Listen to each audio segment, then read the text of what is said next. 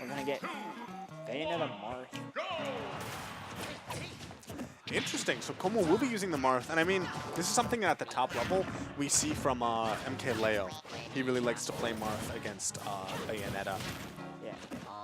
It's the thing is that Marth is has these disjoints, but they're not as long lasting as say Cloud. So he can be a little bit better with the timing and more careful and precise. The tipper also helps put out the damage input against Bayonetta's. Marth's main objective is just to basically keep her out. And he gets stuck on the platform. He gets witch time for it, but he has the ledge. No, he doesn't. Gets trumped at the last second. Beautiful work gets from the tech. Abadango. Starting to lane here with the dancing blade. Looking for that nair on the get up. Doesn't get him. Aba just goes right over him. And I also know that Como has struggled against this character for quite a while. There was a point where I believe it was at Frostbite he busted out the Roy in order to take on Bayonetta. He seems to bust out the Roy a lot, but I'm assuming these two play each other often. More often. I don't know if they played each other at National. Did they play at Frostbite? Blanking out. I feel like that might have been him versus Mistake, now that I'm thinking about it. But regardless, right now, Como in a bad situation, taking 117%, whereas Abadango pretty healthy, although, you know, healthy against Mark can disappear pretty quickly if he just makes that one right call. Tipper is a monstrous tool that can be absolutely devastating when used properly. Yes, it is. Bayonetta is actually at kill percent from forward smash at the ledge right now. Probably from mid-stage. Back air almost took it. Like, counter? No. Counter would have been interesting. I've seen that some, especially on side B, some Marths will do that. But instead, I think what he tried to do is use the invincibility on the beginning of up B. Dash attack almost took out his stock. Beautiful job resetting his jump on the platform there.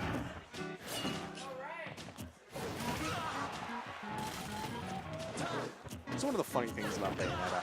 Yes, she has ridiculous kill power, you know, being able to kill you off of like the smallest conversion at 0 if she guesses right. But if she's not doing that, or a back it, or a witch time, she might have to kill you with forward throw at the ledge at 160. And now this is basically, yeah, Como can easily even up this stock. It's just a matter if he gets the right hit. And that's not going to do it. That wasn't even Tipper. That was strong hit, I believe, of the dancing blade. Aba looking to start laying on this damage before he loses stock. Goes for the shield breaker, but perfect shields it. Yeah, it's definitely something that Como has been looking for, using the invincibility on that up B. And there it is. Up B stage spike. That's definitely, it's a tool that has answers. If Abadango is able to consistently, okay. Oh, not enough.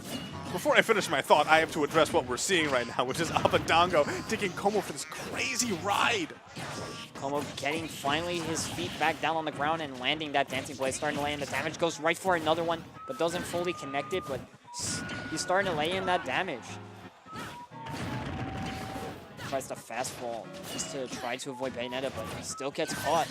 Looking for the side B and the forward.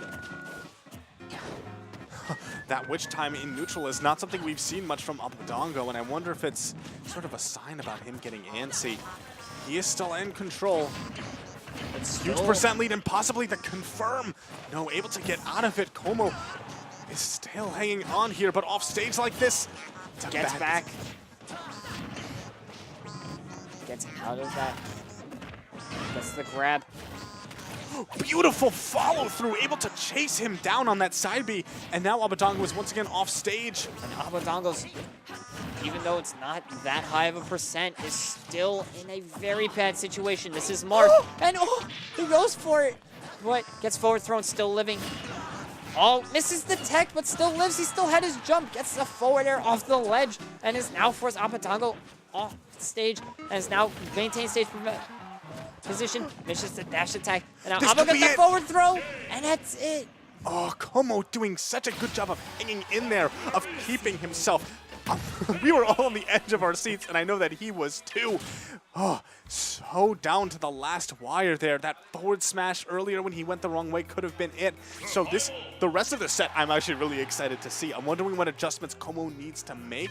It looks like we're getting the run back to the same stage. I definitely agree with that. He was not getting carried off the top. His DI was good, and so just it wasn't the stage that was the problem. It was just those tiny little tweaks and mentality. And let's see if he'll make those necessary changes to bring us to a game 3.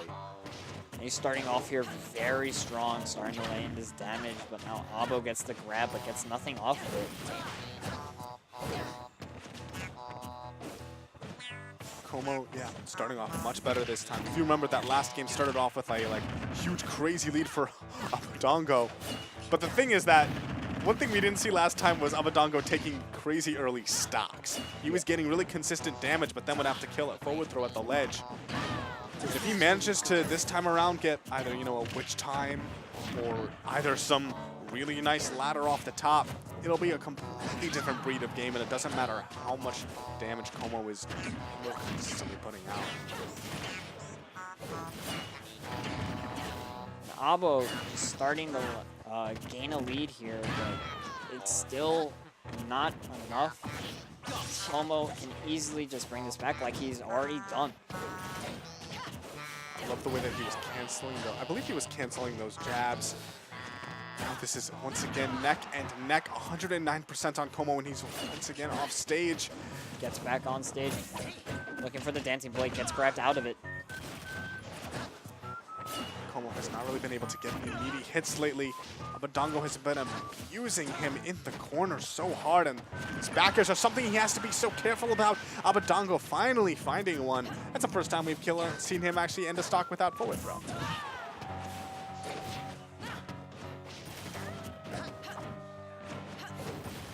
And Komo here just looking to get in, just looking to land anything on him. As a lot of Marth's options will start to kill now at the tipper point, like the up air. I feel like that's one thing that Komo is really good at. A lot of people, they have trouble figuring out what Bayonetta's disadvantage state is, because all of her special moves displace her so much. But he knows oh, it's not a matter of being where she is, it's a matter of being where she's going to be. Hits him with those follows through and gets him with those tipper up airs, or just punishes a side B. Oh, speaking of punish game. Not enough though. Almost still holding on here, but he's got a big deficit to come back from. But this is Marth. This is a character that can kill early. As he starts building up this damage as he regains his footing and even gets stage control here. Okay. Once again, this is so scary for everyone involved. Komo's spacing has been fantastic. I feel like every time he does get a hit, it's with those tippers. He wants to maximize the damage output. Once again, another tipper neutral air. This is the percent where, yeah, Abadango has to be a little bit scared. Beautiful air dodge. He's got him at kill percent essentially as well. Oh, this might be it though. Carrying him all the way to the top. No, he gets out. And the forward smash doesn't get the tipper hitbox, gets a strong hitbox instead. Oh, that Looking last for the dancing blade. The last hit would have done it. Going for the jab, the up tilt, and that's going to take us to game 3. Beautiful stuff from Komorikiri, being thrown about the entirety of that game, but the fact that he was able to survive basically meant that all he had to do was put Abadango in that one really bad pressured situation and eventually found a way to actually end the stock, evening up the game count right now as 1-1 as we move into game 3. Yeah, the jab into the up tilt just kills there. He saw that he was going to DI up, just up tilt, and that's true into tipper up tilt. That's going to take it. And we go here. I don't know if you saw. He made a character switch. All right, the corn. I feel like on this stage, corn is a good idea. Those forward smashes, those pins, they're amazingly powerful when those side blastoms are smaller like they are on this stage. Yeah, and he's already starting to land this pressure here, getting an early lead, but Abo is saying, no, you go to the blast zone now. Oh, not all the way, though, and a beautiful high recovery from Komorikiri is keeping him in this. Abadango, though, You know, he's been, I feel like every game he's been in control for the most part. It just happened to be at the end of that last game he wasn't able to finish it off. And so this time, he's definitely got some fire in his step.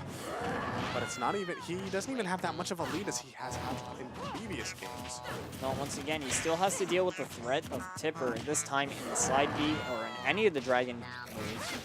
They all have Tipper as long as that spike comes out. So he still has to worry about that and goes for the down smash. I loved the down smash there just to cover on both sides. Back throw putting Abadango off stage. And you know, we were talking about how much kill power Marth has. Corrin is even more consistent. Look at that up air almost doing it. Abadango, we haven't seen him drop the first stock yet, I don't think. No. I don't know how he'd react to something like that. We're going to see it right now. But Abo still put on quite a bit of damage on Como. Keep in mind, his game plan last time was he's putting on damage, but he wasn't finishing stocks until very late percents. No. But he's got Como in a bad place, but Como gets back. He gets the pin. Interesting trade there. I think he traded with like first hit of up B or something. Something like that. Goes for the jabs. Starting to lay on this pressure with that projectile. Once again, gets the pin. And we're now at the point where it's not just a matter of, oh, Abadango has to figure out how to take this stock. It's also a matter of how does he not die in the process. He's taken 88%. I feel like Tipper pin, forward smash. There are actually a lot of things that Abadango has to be scared about, or else he might end up losing this set after having felt like he was in control of it for so long. Even up air will start to kill up this percent. He's not in a good place, but this is Bayonetta. This is a character. And the counter, still not enough. That neutral air was very weak. If that move was just a little bit stronger, that probably would have done it. As it stands, so up throw might finish off the stock. And it does. And there you see it. Not much of a reaction from both of them, but Como definitely has to be happy about that as Abadango is eliminated at 7th place at XenoOneHundredSixteen. This is